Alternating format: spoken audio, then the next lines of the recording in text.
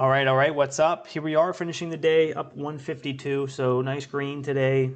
Grateful to be green. Not much momentum except on EVAX. I got a couple trades here off the lows, kind of selling at not break even, at the high a day here at the open. So kind of scalping the lows for 10 or 15 cents. Made about 60 bucks or so.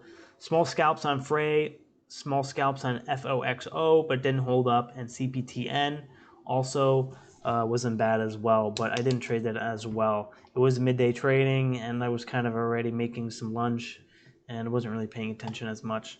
So missed that one really. But the other one I want to go over is on SOBR. So this one here I kind of mapped out thinking of like, why did this move happen? And I see this over and over again. And so the reasoning is that you have to really look at the eyes of and through the eyes of a short seller. So, if shorts are up, starting their position up here from the day before after this huge 300% move, they're potentially adding to their position, or new shorts are starting their position at any sort of pops onto the backside. So here's a pop here for the next high.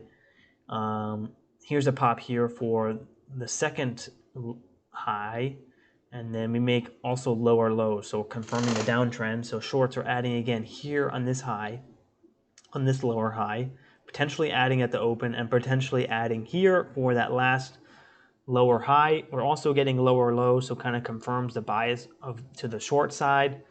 Now we have shorts either holding from up here, kind of averaging down into their position. We also have shorts starting their position in this range between $3 and $2.80, and maybe some shorts in $2.50 and $2.40 who were late to the party. And so now here you have that the first area that makes the higher low, and then that first area shortly after making that next higher high. And so that creates that panic for the short squeeze, because now we have shorts taking profits, or some of these shorts are taking losses or getting stopped out for break even. And it conveniently runs up all the way to clear out this high, this high, this high, this high, and this high.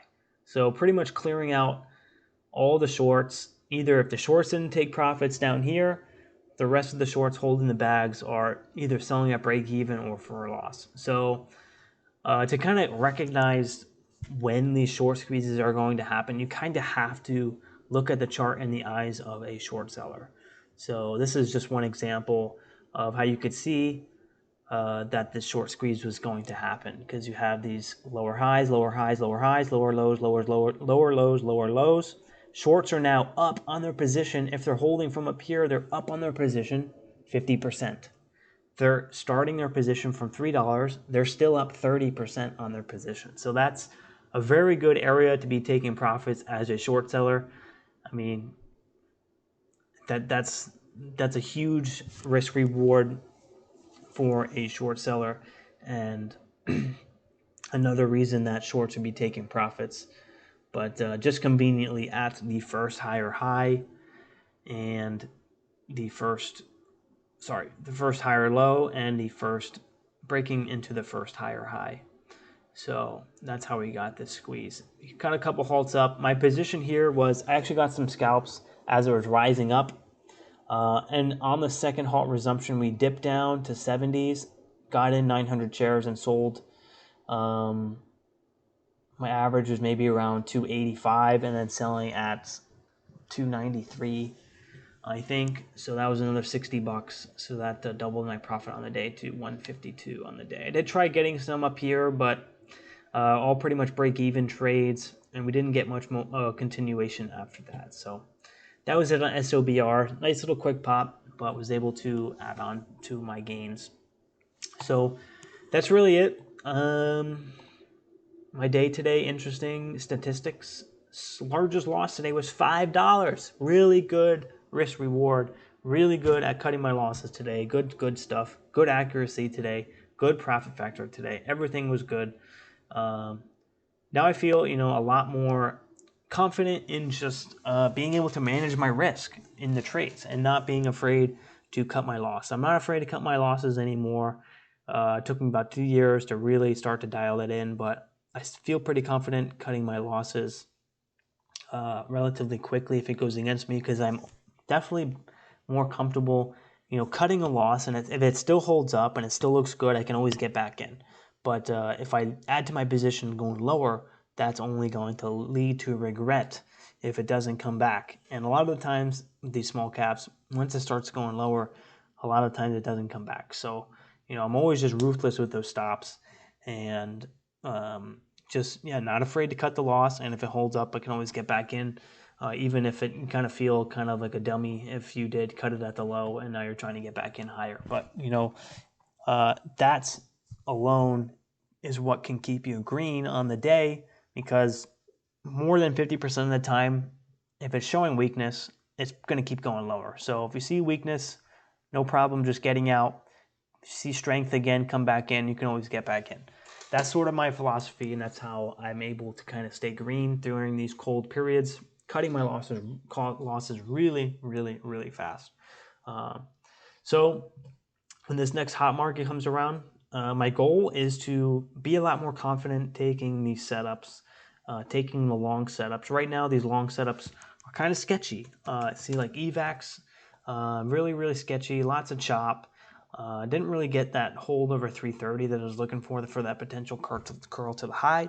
But I need to be more confident when these do start curling up to the high and taking that position at 330 and holding it for the highs and adding to my position if it's showing strength. I know in the past, in 2021, 2020, I would see these stocks set up, and I was just so nervous to trade for some reason. I was just so nervous to hit the buy button a year ago or 2 years ago because of maybe one time that it went against me. That one time that it went against me is prohibiting me from taking the trades for those next 5 times that it does work in my favor. So I don't want that to happen again, because now I can trust in my risk management, because the one time that it does go against me, I'm prepared for it and I can cut the loss without any hesitation. And if I can trust myself by cutting my losers, if I can trust myself to cut losers for a small loss, for a break even, or for small profit, then I can be more confident to continually go after those setups that are showing up in the market, especially if it's a hot market. So it kind of goes hand in hand with, if you can trust your risk management, then you can be more apt and more confident going for the setup that is showing itself. So yeah, it just kind of disappoints me that in the past, I've seen so many setups over and over and over again, and I would just watch it go without me. And I'm definitely going to try my best to stop letting that happen, because even this cold market is reminding me that I can't afford not to take risk when the momentum is there. When the market is hot, I can't afford not to press my size, to not size up, to not get aggressive, and to not hold longer. So definitely some valuable insights coming from this cold market, and it's just making me better for that market to come back around. And I've been studying hard.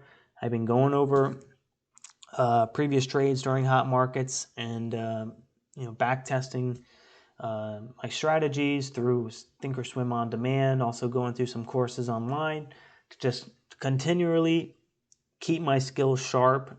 And I will have the opportunity. Preparation will meet opportunity, and I am going to kill it. I'm going to kill it. So definitely confident and happy for the opportunities that lie ahead, and I know it is going to be worthwhile. So just going to keep showing up every day. Hopefully the market starts to shift soon.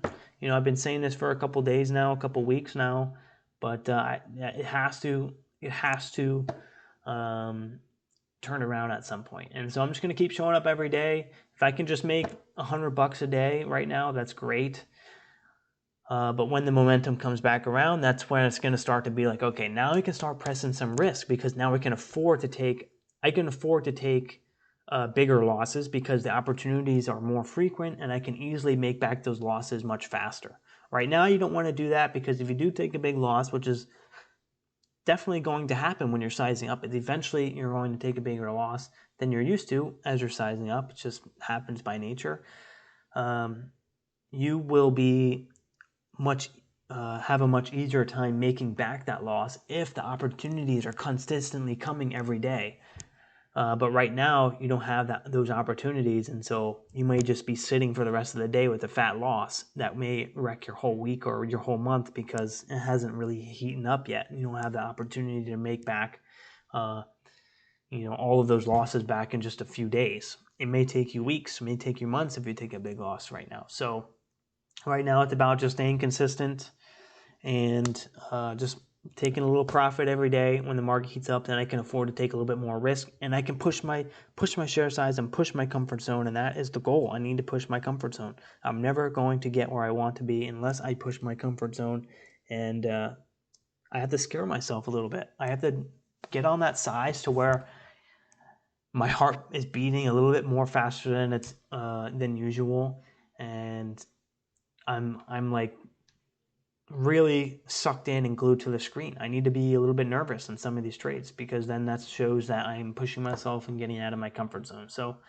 that's the plan moving forward. And I'll see you guys tomorrow for the next trading recap. And if you're still watching, please hit the thumbs up button. Also subscribe for more videos. And I'll see you guys tomorrow. Also, my Discord will be in the description if you're interested in getting to know other traders or getting to know the community like myself.